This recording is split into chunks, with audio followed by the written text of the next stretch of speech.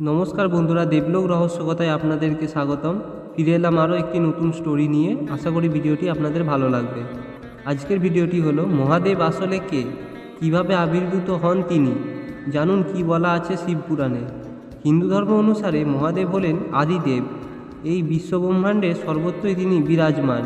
তিনি সগুণ, তিনি নির্গুণ, তিনি পরমব্রহ্ম, তিনি পরাত্মা। মহাশিবরাত্রি পালনের আগে জানুন মহাদেবের সৃষ্টি সম্পর্কে কি বলা আছে শিবপুরাণে। আগামী 8ই মার্চ 2024 শুক্রবার পালিত হবে মহাশিবরাত্রি। মহাদেবের আরাধনা করার জন্য এই দিনটি সারা বছরের মধ্যে সবচেয়ে গুরুত্বপূর্ণ। মহাশিবরাত্রি পালনের আগে আজ আমরা জেনে নেব মহাদেবের সৃষ্টি ও আবির্ভাব সম্পর্কে কি বলা আছে শিবপুরাণে। শিবপুরাণের ব্যাখ্যা। সনাতন ধর্ম অনুসারে শিব হলেন আদি দেবতা, সেই কারণেই তাকে দেবাদিদেব বলা হয়। মহামতি বেদব্যাস রচিত শিবপুরাণে মহাদেবের সৃষ্টি ও স্বরূপ সম্পর্কে বিস্তারিতভাবে উল্লেখ করেছেন। মহাদেবের বিভিন্ন রূপ, তার বিভিন্ন অবতার ও জ্যোতির্লিঙ্গগুলি সম্পর্কে বলা আছে শিবপুরাণে। এই শিব মহাপুরাণ থেকেই আপনি জানতে পারবেন কে আসল শঙ্কর ভগবান। মহাদেবের স্বরূপ। বৃহধর্ম পুরাণ অনুসারে হরি ও হরের মধ্যে কোনো পার্থক্যই নেই। হরি হলেন বিষ্ণু এবং হর হলেন শিব। এরা দুজনেই আসলে এক। এদের একমাত্র পার্থক্য বাহ্যিক আকৃতিতে। মহাদেব নানা রূপ নানা সময় আবির্ভূত হয়েছেন, কিন্তু আসলে হরি ও হরের মধ্যে হলেন এক আত্মা। শিবপুরাণ অনুসারে মহেশ্বর মায়া সৃষ্টি করেছেন শিব। মহেশ্বর মায়া হলো এই বিশ্বব্রহ্মাণ্ডের সর্বস্ব।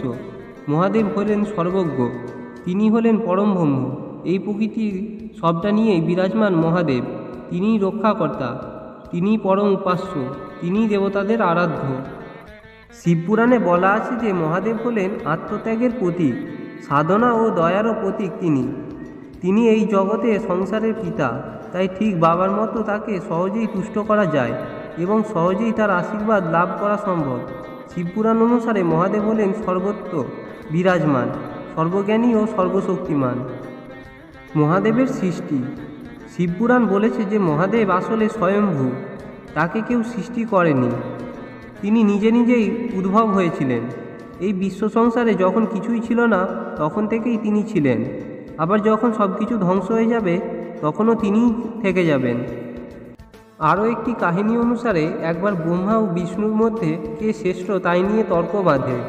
বিতর্ক তুঙ্গে এসে পৌঁছালে হঠাৎ সেখানে আবির্ভূত হয় এক প্রকাণ্ড জ্বলন্ত স্তম্ভ। এর কোথায় শুরু কোথায় শেষ তার যেন কোনো তল নেই। তখন দৈববাণী হয়ে যে এই স্তম্ভের আদি ও অন্ত খুঁজে বের করতে পারবেন তিনিই হবেন শ্রেষ্ঠ। এই কথা শুনে ব্রহ্মা একটি হাঁস হয়ে আকাশমুখে উড়ে চললেন এবং বিষ্ণু শূকরের রূপ ধরে মাটি খুঁড়ে স্তম্ভের অনন্ত খোঁজার চেষ্টা শুরু করলেন। কিন্তু বহু সময় পরেও স্তম্ভের আদি অনন্ত কিছুই খুঁজে না পেয়ে দুই দেবতা হাল ছেড়ে দেন। তখন সেখানে আবির্ভূত হন মহাদেব। শিবকে প্রত্যক্ষ করে ব্রহ্মা ও বিষ্ণুর আসল পরিচয় বুঝতে পারেন।